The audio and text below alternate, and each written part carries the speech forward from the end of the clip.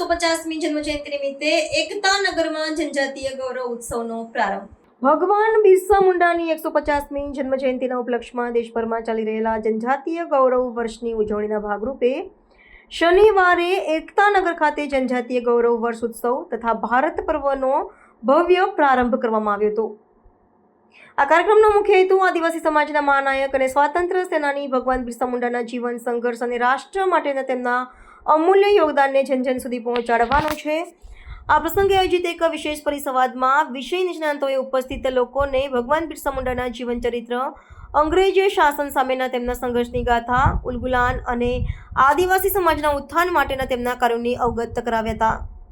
આ ઉજવણી 1 નવેમ્બરથી 15 નવેમ્બર 2025 દરમિયાન આયોજિત જનજાતીય ગૌરવ વર્ષ પખવાડિયાનો એક હિસ્સો છે, જેનું સમાપન 15 નવેમ્બરે ભગવાન બિરસા મુંડાની જન્મજયંતિ જનજાતીય ગૌરવ દિવસ તરીકે થશે.